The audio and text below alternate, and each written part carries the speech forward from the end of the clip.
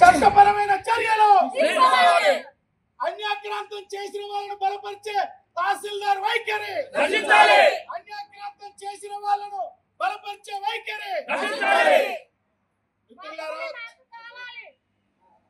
మిత్రులారా, ప్రజా పోరాట సమితి తరఫున ఈరోజు ఇక్కడ ఈ ధర్నా చేస్తున్నాం. చాలా సీరియస్ ధర్నా ఇది. ఒక రకంగా చెప్పాలనంటే ఈ అసైన్డ్ చట్టం అనేది దేశవ్యాప్తంగా ఉన్నది. నాట్ ఓన్లీ చిట్యాల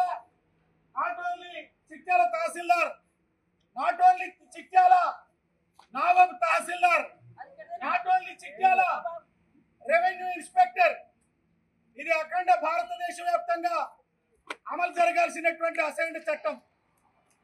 దేశంలో ఒక తీరుగా, చిట్యాల మండలంలో ఒక తీరుగా వ్యవహరిస్తే ఖబర్దార్ అని చెప్పడానికి వచ్చినాం.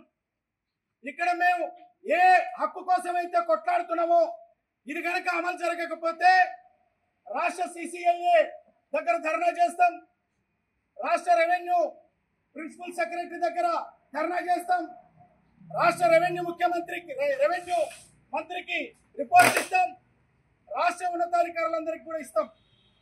నేను ఇక్కడ జరుగుతున్నటువంటి అన్యాయం ఏంటంటే అసైన్డ్ భూముల్లో పొజిషన్లో లేని వాళ్ళను ఇక్కడ విచారణకు అంగీకరించడం.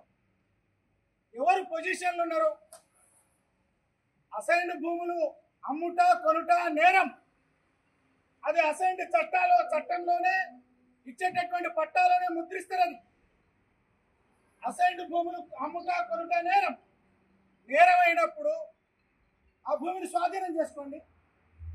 మీకు నిర్ధారణ అయితే అసైన్డ్ భూమిని అక్రమంగా ఆక్రమించే వారికి విచారణ ఎట్లా చేస్తారు? మీరు అక్రమంగా ఆక్రమిస్తా అన్నోడు అసైన్దారుల రక్త సంబంధికుల పైన దాడులు దౌర్జన్యం చేస్తే వాళ్ళని ఎట్లా బలపరుస్తారు? మీరు పోలీస్ స్టేషన్లో దాడికి గురైనటువంటి వాళ్ళు కేసు పెడితే మీరు ఏ రకంగా దాన్ని బలపరచరు? అసైన్దారులను రక్షించడానికి ఉందా రెవెన్యూ డిపార్ట్మెంటే? లేకపోతే అసైన్డ్ భూములు అన్యాక్రాంతం అయితే అక్రమంగా ఆక్రమించడానికి ప్రయత్నం చేస్తే వాళ్ళను రక్షించడానికి ఉందా? అసైన్డ్ చట్టాన్ని చట్టబద్ధంగా అమలు చేయండి. చిట్యాల తహసీల్దార్ గారికి మేము ప్రత్యేకంగా కోరుతున్నాం.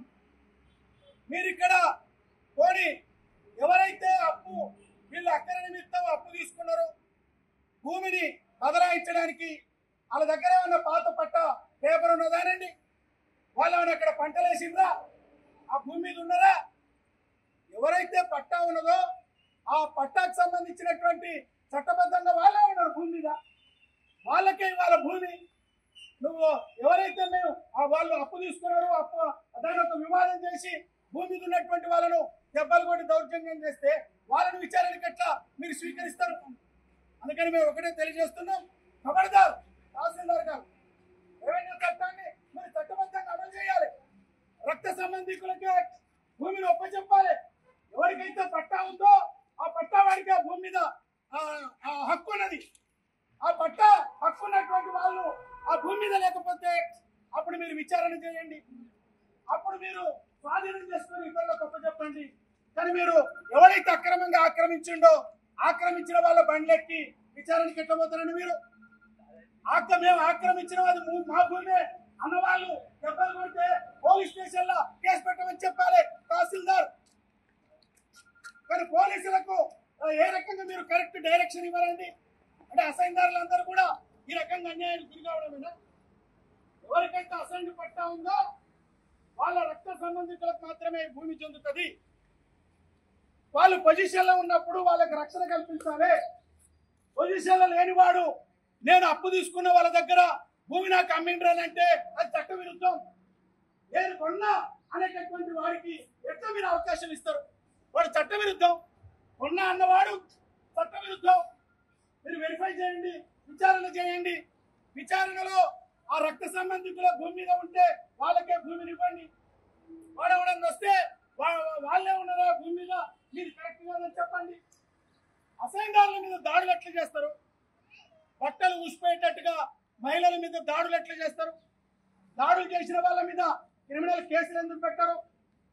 తర్వాత విచారణ పేరు మీద పక్కకున్న రైతులందరూ కూడా వాళ్ళే ఈ జోగుకు సంబంధించినటువంటి వాళ్ళే ఆ భూమిని సేద్యం చేస్తున్నారు, వాళ్ళే ఉన్నారు అని చెప్పిన తర్వాత కూడా మీరు ఎందుకని విచారణ పేరు మీద కాలాన్ని వృధా చేస్తారు? అందుకని అసైన్డ్ భూములను కాపాడాలి. అసైన్డ్ భూముల్లో ఎవరైతే పొజిషన్ లో ఉన్నారో వాళ్ళకే భూముల్ని ఒప్పచెప్పాలి. దాడులు దౌర్జన్యాలు చేసినటువంటి వాళ్ళపైన క్రిమినల్ కేసులు పెట్టాలి. No enquiry. మీ ఎంక్వైరీలో తేలితే ప్రభుత్వం స్వాధీనం చేసుకోండి. కానీ మేము అక్కడ పొజిషన్ లో ఉన్నాం. ఎవరైతే జోగు వంశస్థులు ఉన్నారో వాళ్ళే అక్కడ భూమి పైన ఉన్నారు. ఎవరైతే జోగు వంశస్థులు ఉన్నారో వాళ్ళే భూమి పైన ఉన్నారు, వాళ్ళే పొజిషన్ లో ఉన్నారు. రక్త సంబంధికులకు మీరు భూమిని కాపాడి ఇవ్వాలి.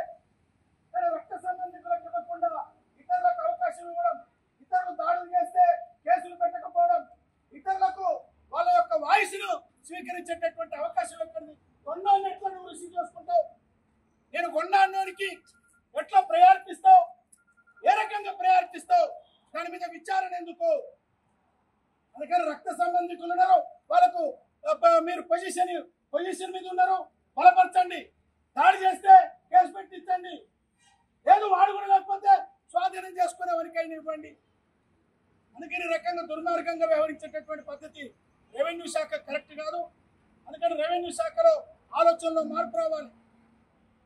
కాపాడాలి అసైన్డ్ భూముల్ని, కాపాడాలి అసైన్డ్ భూముల్ని, కాపాడాలి అసైన్డ్ భూముల్ని, అక్రమదారులపై చట్టపరమైన చర్యలు తీసుకోవాలి.